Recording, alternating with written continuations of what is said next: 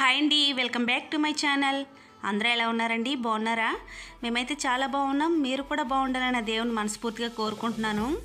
ఈరోజు వీడియోలో ఈ సీజన్లో మాత్రమే దొరికే తాటిపండుతో తాటిగారెలు ఏ విధంగా తయారు చేసుకోవాలో ఈ వీడియోలో అయితే చూసేయండి. ఇలా మేము చెప్పిన విధానంలో ట్రై చేసి చూడండి. తాటిగారెలు చాలా మృదువుగా సాఫ్ట్గా తిన్న కొద్దీ ఇంకా తినాలనిపిస్తుందండి. అంత బాగుంటాయి అన్నమాట. దీని ప్రిపరేషన్ ఏంటో చూసేయండి.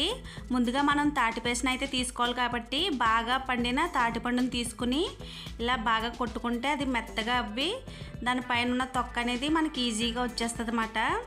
ఇలా చేయడం వల్ల మనం ఈజీగా తాటిపేసను కూడా తీసుకోవచ్చండి. నేను చెప్పిన విధానంలో తాటిపేసను తీసుకోవడం వల్ల మీకు పీచు అనేది రాకుండా ఈజీగా పని అనేది అయిపోతుంది అన్నమాట. చూస్తారు కదా, పైన ఉన్న ఈ ముసుగుని అయితే తీసేసుకుని పక్కన అయితే పెట్టేసుకోవాలండి. అది ఉండడం వల్ల మనకి తాటికాయ అనేది త్వరగా రాదన్నమాట. అందుకే ముందుగా ముసుగుని తీసేసుకుంటే మనకి చూడండి ఈజీగా ఇలా విడదీసేసుకోవచ్చు అన్నమాట. ఒక్కొక్క తాటికాయకి మనకి 3 టెంకలు అయితే ఉంటాయండి. ఒక్కొక్క దానికైతే 2 టెంకలు ఉంటాయన్నమాట. దీనికి వచ్చి 3 టెంకలు ఉన్నాయి కదా. ఇప్పుడు ఒక్కొక్క టెంకని సెపరేట్ చేసుకుంటూ దానిపైన ఉన్న లేయర్ని అంతా తీసేసుకొని దానిపైన కొద్దిగా వాటర్ చల్లుకుంటూ 2 చేతులతో పిసుకుతూ అలా చేస్తూ ఉంటే మనకి తాటికాయ అనేది మెత్తగా అయ్యి మనం పేస్ట్ని తీసేటప్పుడు గుజ్జు అనేది ఈజీగా కిందకి పడిపోతూ ఉంటుంది అన్నమాట. చూసారు కదండి, ఇలా పైన లేయర్ అంతా ఈజీగా వచ్చేస్తుంది అన్నమాట. బాగా మాగిన పండు అయితేని. అదే కొంచెం పచ్చిగా ఉన్నవైతే అస్సలు రావండి, పేస్ట్ని కూడా రాదన్నమాట. చాలా గట్టిగా ఉంటాయి.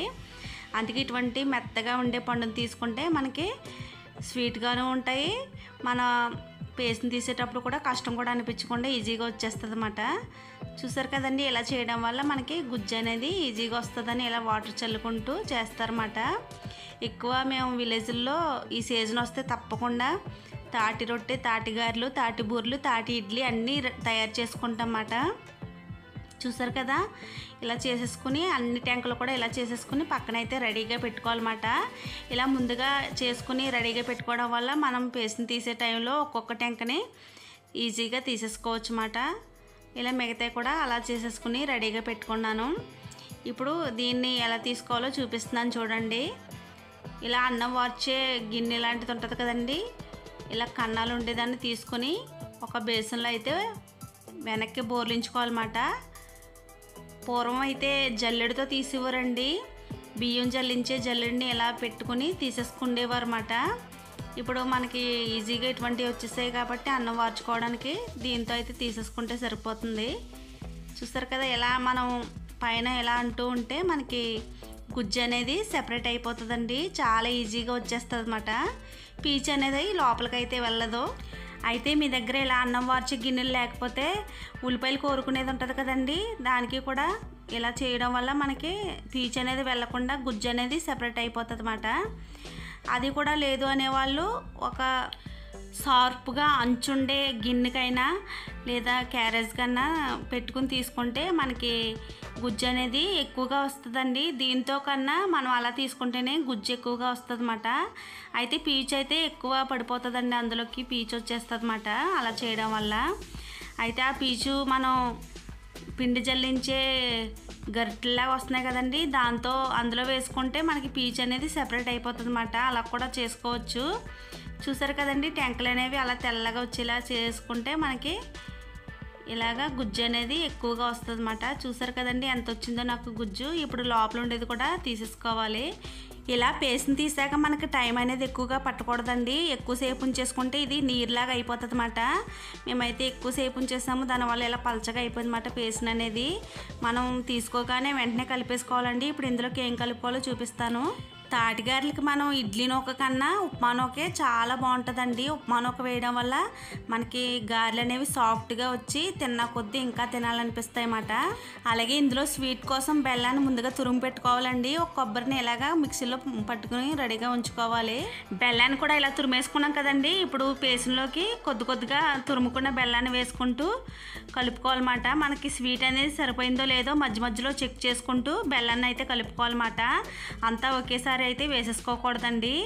ఇప్పుడు తురుముకున్న కొబ్బరిని అంతా ఇందులో అయితే వేసేసుకోవాలి. మాకైతే ఒక కొబ్బరికాయ పడిందండి. ఇప్పుడు ఇలా తురుముకున్నదంతా వేసేసుకున్నాక బాగా కలుపుకోవాలి. బెల్లం ముక్కలు అనేది ఉంటే మనకి అదంతా కరిగేలాగా పేస్ట్నంతా బాగా కలుపుకోవాలన్నమాట. తాటి గారెలైనా, రొట్టెలైనా, బూరెలైనా కొబ్బరి వేయడం వల్ల టేస్ట్ అనేది చాలా బాగుంటుందండి. ఇప్పుడు ఇందులోకి మనం తీసుకున్న ఉప్మా నూకని కొద్దిగా వేసుకుంటూ బాగా కలుపుకోవాలన్నమాట. దీనికి కొలత అనేది ఉండదండి, మనకి ఎంత పడుతుంది అనేది అంచనాగా తెలిసిపోతుందన్నమాట. ఇప్పుడు ఉప్మా నూకని కొద్దిగా తీసుకుంటూ ఇలా కలుపుకుంటూ ఉంటే మనకి ఇది ముద్దలాగా అవుతుంది అన్నమాట. మనం గారెసేపు వచ్చేలాగా కలుపుకుంటే సరిపోతుందండి.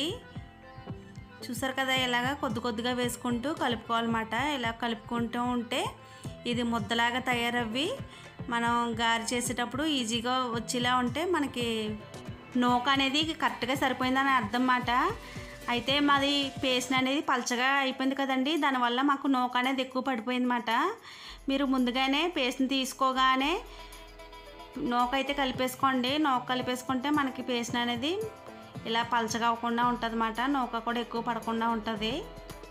ఇలాగ మేము అంతా వేసుకుని కలిపేసుకున్నాక మాకు చేతితో చూసుకుంటే మాకు ముద్దలా అయితే అయ్యిందండి. ఇంకా స్వీట్ కూడా చూసుకున్నాం, మధ్యలోని కొంచెం చప్పగా అనిపించింది. మిగతా తురుముకున్న బెల్లాన్ని కూడా వేసేసుకుని బాగా అయితే కలిపేసుకున్నాం. చూసారు కదా, ఫైనల్గా ఇలా కలిపేసుకుని రెడీగా ఉంచుకున్నాం అన్నమాట. ఇప్పుడు ముందుగా స్టవ్ వెలిగించేసుకుని ఒక వెడల్పాటి ప్యాన్ అయితే పెట్టేసుకోవాలి స్టవ్ మీద.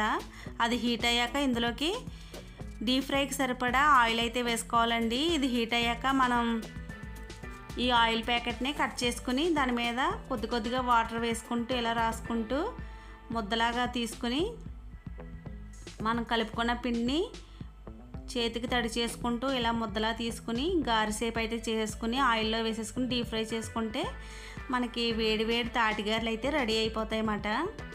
ఇంకా ఇవి వేస్తూ ఉంటేనే తినాలనిపిస్తుందండి, అంత టేస్ట్గా ఉంటాయి ఇవైతేని.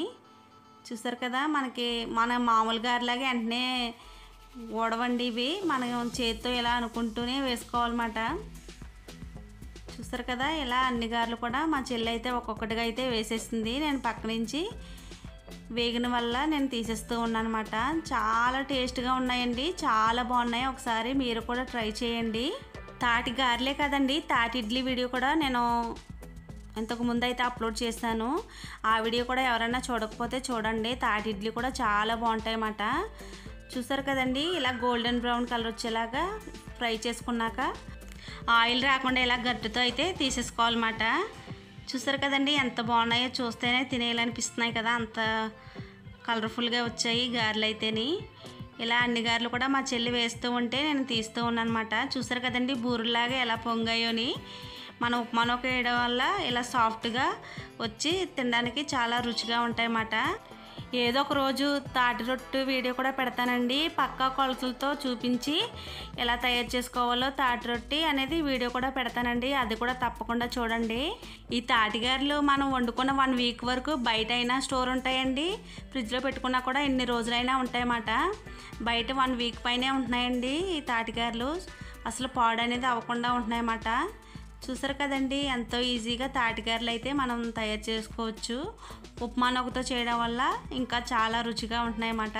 ఇలా మా ఇద్దరు చెల్లెళ్ళు నేను కలిపి మా అమ్మ వాళ్ళ ఇంటి దగ్గర ఈ గారెలు అయితే తయారు చేసుకున్నామండి. చూసారు కదా, ఎంతో ఈజీగా తాటిగారెలు అయితే రెడీ అయిపోయి. వీడియో అయితే ఇంతేనండి. మీకు నచ్చితే కనుక తప్పకుండా లైక్ చేయండి, షేర్ చేయండి, సబ్స్క్రైబ్ చేయండి.